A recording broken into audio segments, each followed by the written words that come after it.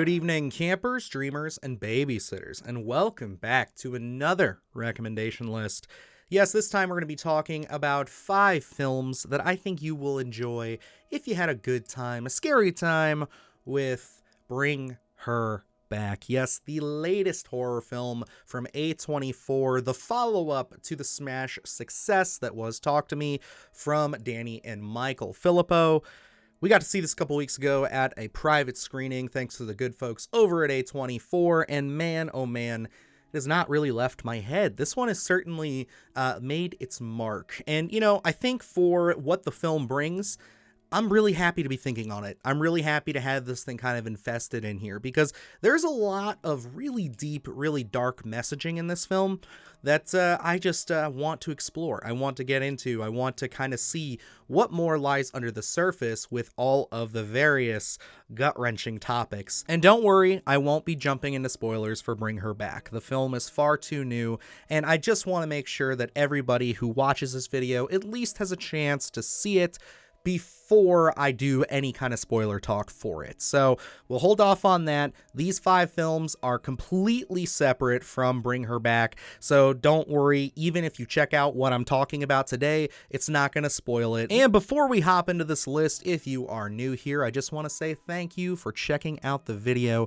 I hope that you'll enjoy it enough that you'll consider giving this video a like to help boost us up in the algorithm, as well as sticking around for a while and hitting that subscribe button. We are making constant horror content on this channel, everything from lists to new reviews and all kinds of goodies for you if you love spooky movies. Anyway, that's enough of me gabbing, so let's hop into this list. Kicking things off at my number 5 spot, we have 2019's The Lodge.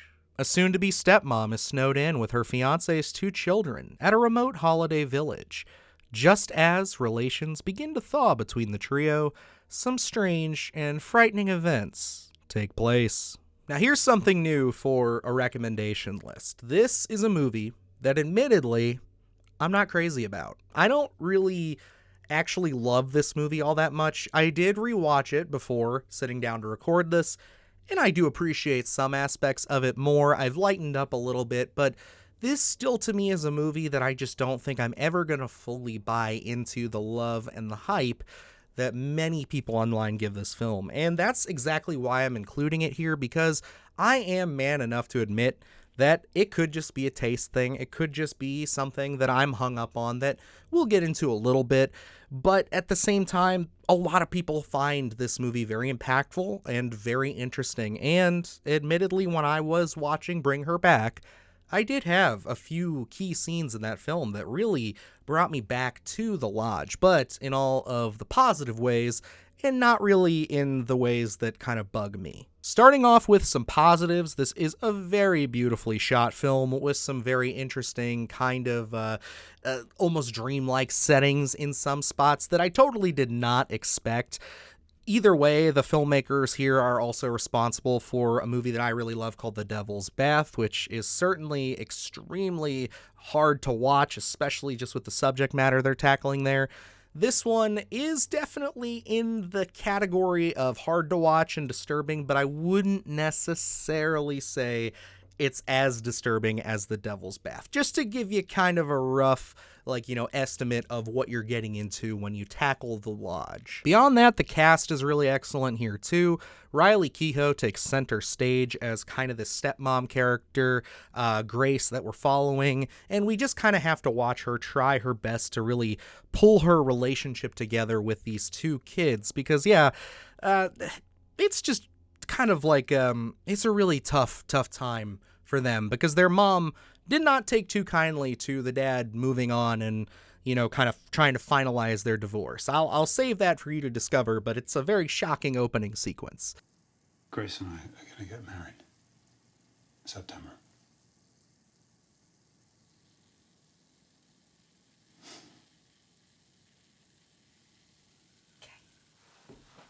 Riley Keough is excellent. I enjoyed her performance here. I think that there are elements to it where it does kind of bug me a little bit, and again, we'll save that for my criticisms. But it is on the whole, very well done. She does have to do a lot of the heavy lifting here, considering she is the central character and has a lot of the main haunt, horror, whatever we're getting into here, really centered around her and her experiences. We also have Jaden Motrell from the It films popping up in here. I always like seeing him pop up in movies. You know, he doesn't blow me away every single time, but I think that kind of the dynamic they have to play with him being the older brother, being very protective of his younger sister, with a character like Grace in the story, I completely found myself hoping and praying that, the situation would resolve itself, per se. And circling up on really why I have a hard time fully buying into my love for this film, it just so happens to have come out just a few months, I think, maybe like 6 to 9 months after Hereditary. Those are some pretty big shoes to fill, and, Hereditary did a lot of really interesting things, not necessarily even with the concept. There's a slightly different change to the concept in the lodge, but it is something that when it comes down to just technique and all of the really interesting shot composition and all the interesting kind of, ways they try to frame our story here, Hereditary just beat them to the punch, and I can't help but watch this movie and just feel like they're taking from Hereditary. I know it's totally unfair. I believe, if not, this one started before Hereditary, but they were in production around the same time, and it just so happens that they release around the same time. It sucks, but it's just me being honest with you guys. I don't want to just sit here and kind of just devolve all of this love and joy for this movie and not tell you really where my heart sits with it. But again, this movie is really beloved. People seem to really like what it does with the concept, and for that, I have no problem putting it on this list. And stepping into my number 4 spot, we have 2024's Handling the Undead. On a hot summer day in Oslo, the dead mysteriously awaken, and 3 families are thrown into chaos when their deceased loved ones come back to them. Handling the Undead. Yes, this is a very, very interesting film to put on this list because, to me, this is a movie I really enjoyed. I really found it to be quite different and quite profound. Now, when you look this thing up, it will say it is a zombie film. And yes, it is, but it is not the kind of zombie film that you were thinking. These are not Train to Busan zombies. These are not Walking Dead zombies. These aren't even 28 Days Later zombies. These are zombies that come back and they have, some memories. They have mostly, I would say, some of their soul back, and they are kind of just trying to reunite with their loved ones. And with that, you get a very sobering and somber watch out of this one. And I cannot lie, this movie is slow. This is a slow burn, but one that I do find at times very disturbing, very unsettling, and extremely emotionally gratifying. Jeg var der bursdagen til Kian I dag.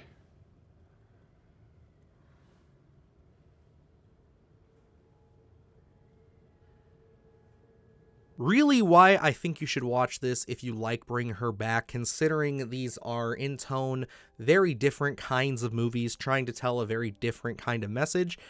It just comes down to the maturity of this film, and I think that's something I pointed out in my spoiler-free review for Bring Her Back, was that it's a very, very mature film compared to their last thing that was Talk to Me. Talk to Me was great, but that was more of a party film. This is definitely a bit more of a, we're going to kind of tackle a certain topic and really dive into it. And that's exactly what Handling the Undead does. It gives you kind of a peek into this once-in-a-lifetime scenario, almost something straight out of a Stephen King novel, where this happens, we'll never know why, it only happens for a little bit, but these people get to reunite with their loved ones, and I love seeing the angle of 3 different perspectives. You have a family that is grieving the loss of a child, somebody who was gone way too soon. You have someone who was shockingly taken away from us, and we got to see that process. And then you have someone who's just trying to get over the death of someone they spent their entire life with and what they got to do and experience with them. And truly, that's where the horror of this movie comes into. It's something we all have to face. It's something that, we all deal with. And, for better or for worse, this is a kind of scenario that's probably never going to happen to most of us. So for that, I think that this movie is very mature. It's got some very haunting imagery, especially when you see some of these bodies, because some of them are more decomposed than others. But it is certainly something that I think got overlooked quite massively in 2024, and I would really love it if more people would at least give this a shot. Now, again, this may not be your cup of tea, but I certainly find the messaging in here to be, in a way, sharing some kind of a mature, more introspective kinship with Bring Her Back. Moving right along into my number 3 pick, we have to go with 2022's Blood. Jess, a separated mother and nurse, moves with her daughter and young son Owen back into her old farmhouse. Shortly after settling in, Owen is bitten by the family dog, resulting in a mysterious infection from the bite. Shout out to the channel Roanoke Games for bringing this movie to my attention. I discovered this about a year ago and went back and watched it. It is available on Tubi and Hulu. I'll have it notated there, obviously, in the clips, but this movie is very interesting, and I will not spoil where exactly the story goes, but you get the idea through the setup of our description I read. Because there's a bite that happens in this movie from the family dog, and what that does to the little boy in this movie and how it handles you and how it kind of infects you. There's a lot of imagery that I found very strikingly similar to Bring Her Back, and it did give me the kind of same feelings, the same kind of mystery that you're kind of exploring in both films with Blood. And I think what they do here is they not only do a very good job of setting up these characters and kind of getting you into their sticky situation as far as, having our characters, the parents being, at the precipice of a divorce, but also seeing just kind of what happens to a family when you're dealing with something so catastrophic and then a terrible situation happens. How are you going to pull together? Is everybody going to be able to kind of set their differences aside and handle this kind of out of this world, situation?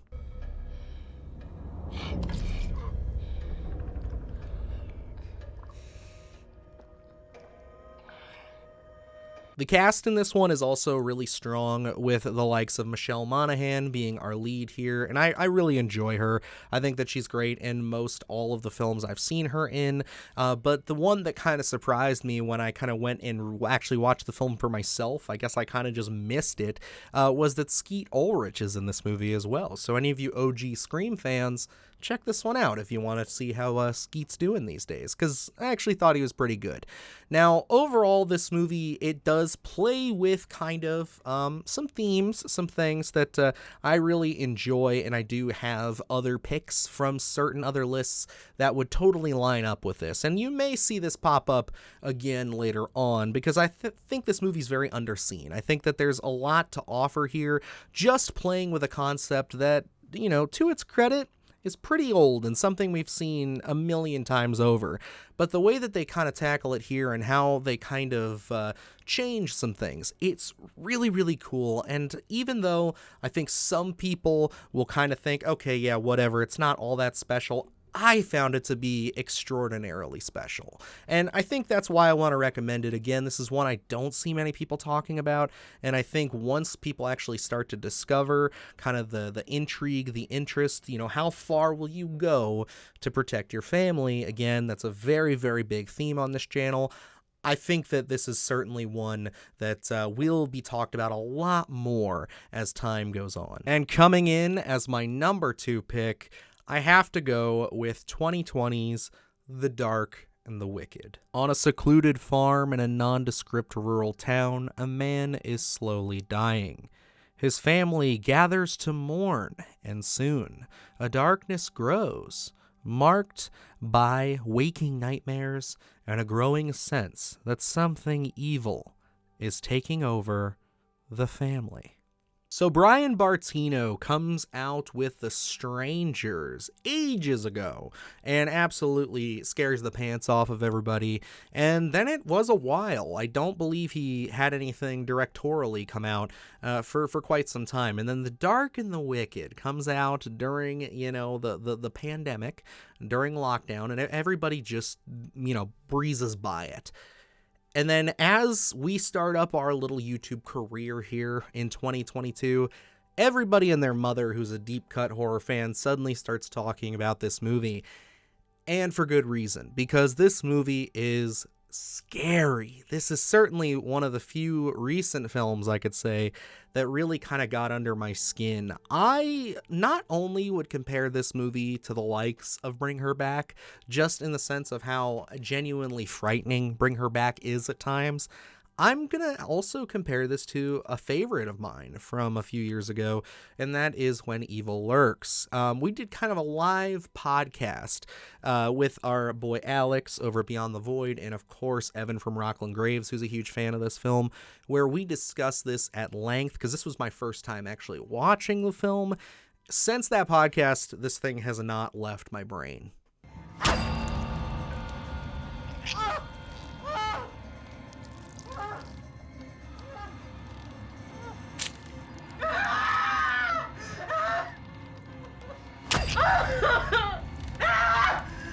This is another film, just like The Lodge, that I think is just very expertly done when it comes to just how they present their shots, how they build tension, and how they really lead up to these scares. There's a certain kind of art and flow with the camera that you have to have in order to kind of really sell a scare, especially when it comes to a supernatural entity, if you want it to be effective and stick with people. This movie has that in spades. This I find to be a very unsettling film about grief and what it means to truly let go of your loved ones, especially your parents, the people who raised you. For some of us, especially those who have good relationships with them, that can be extremely harrowing, and I think that this film presents that in a very mature and also very realistic sense, just kind of the madness that is watching somebody you love slip away. And they really, really dive into, again, the creep factor of it. Because, yeah, as somebody who has experienced death of, a parental figure, this is something that I absolutely related to. This is something that I could easily see just the honesty on screen when it came to these performances and how they portrayed that. But beyond that, yes, there's a lot of really great, creepy stuff going on here. There's certainly some brutal stuff and some disturbing stuff as well. This is all around just a very well-rounded horror film and was almost my number one on this list. So if that's anything to say, The Dark and the Wicked lives up to all the hype that it's gotten, and if you have still yet to sit down and watch it, do yourself a favor after seeing Bring Her Back, or even hell before, do it, because I think that these films would be wonderful to play on kind of like, a movie night if you want to just have really unsettling stuff to really scare the crap out of people. And taking my number one spot, being the film that I think you should certainly watch either before or after seeing Bring Her Back, I have to go with 2020's The Night House. A widow begins to uncover her recently deceased husband's disturbing secrets. I really cannot believe it has taken me this long to find an excuse to talk about The Night House, because this is certainly one of my favorite horror films of probably the last decade. This movie really came out of nowhere for me. This was something that I was familiar with David Bruckner. I had seen The Ritual, and honestly, my first time watching that movie, I wasn't a big fan of it. But I love the guy's style. I love, kind of his approach to building some of the tension in that film. Again, that's something that we've kind of really talked about a lot in this. And this is like probably, in my opinion, his best work when it comes to just, again, building tension, building scares, and overall constructing a very original kind of horror film. I mean it when I say that this is still a very special movie in the sense that I don't necessarily know of any other film that truly tackles the same elements and everything that it does when it comes to loss and grief and how it constructs those scares. Now, I know some of you are going to madly type in the comments like 1,500 other movies that do it, but for me personally, there's like an ambiguous nature to the horror in this that I adore, and I think that both the writers Ben Collins and Luke Petrowski, as well as David Bruckner, completely understood. They got that from frame one, because yes, I think that Rebecca Hall in this does a phenomenal job in not only selling her immense love for her deceased husband,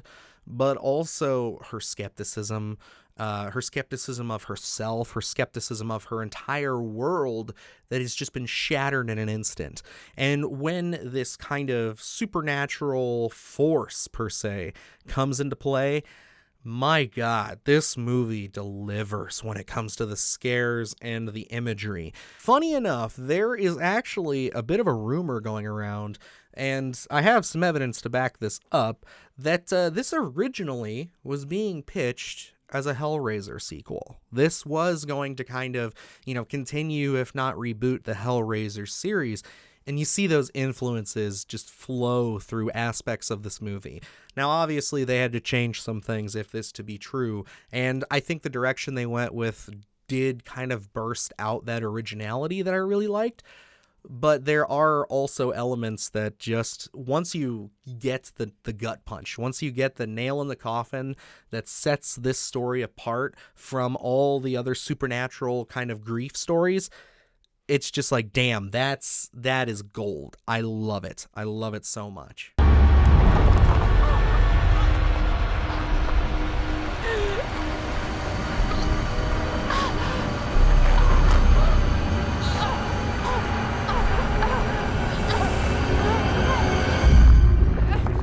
Now, the reason that I can actually give that rumor some credence is because the success of this film and just the overall, I think the critical reception really pushed this thing over the edge, with studios saying, okay, you're right, Hellraiser, we can do this. Do you guys have an idea?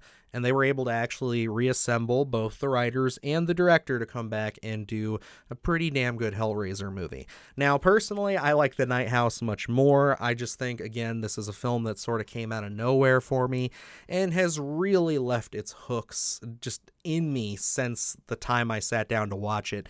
It's an emotional experience. It's a thrill ride, and it's also just something that I think has a very different perspective, like I said, on grief and grief horror and just how it's been overdone to death over the last decade. But this, believe me, guys, just like Bring Her Back, is certainly a film that tackles that messaging in the best way possible.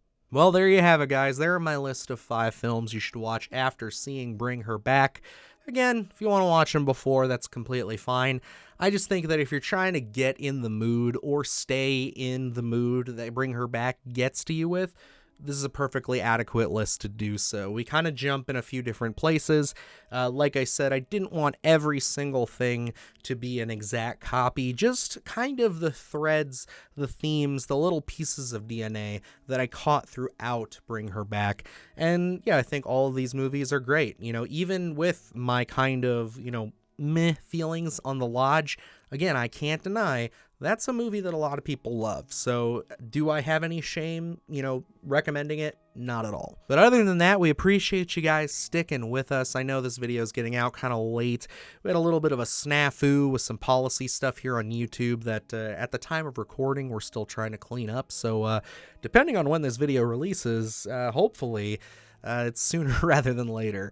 But anyway, the best thing you can do for us if you enjoyed the video is, again, hit that like button and hit that subscribe button. We do appreciate you stopping by the channel and checking out what we're all about, and we cannot wait to bring you guys even more content just like this and so much more. So until next time, guys, I'm Dylan Newell, and remember, stay scared. Do the hard shit, gonna do it live, 'cause Splattercast kick it every day they live. Splattercast, Splattercast, Splattercast,